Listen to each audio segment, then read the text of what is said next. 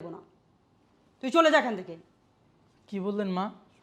আপনার মেয়েকে অন্য জায়গায় বিয়ে দিবেন? হ্যাঁ, এটা আপনি বলতে পারলেন? কিভাবে বলতে পারলেন আপনি এই কথাটা? আপনার মেয়েকে অন্য জায়গায় বিয়ে দিবেন? নাহিদা, তুমি চুপ করে আছো কেন?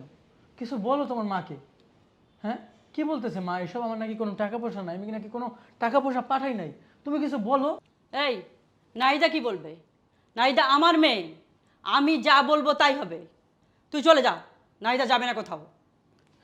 নাহিদা, মা এসব কি বলতেছে?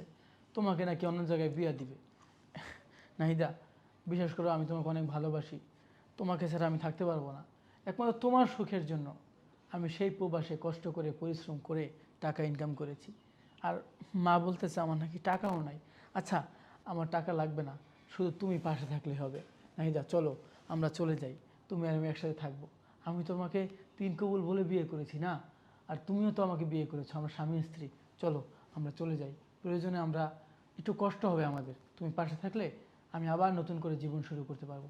চলো, তুমি আমার সাথে চলো, আমরা একসাথে থাকবো। এই বাড়িতে থাকার দরকার নেই। এই ছাড়ো, তোমার সাথে কোথায় যাব? তুমি ভাবলে কি করে তোমার মতো পঙ্গুর সাথে আমি চলে যাব? আমার মা যা বলেছে ঠিকই বলেছে। এই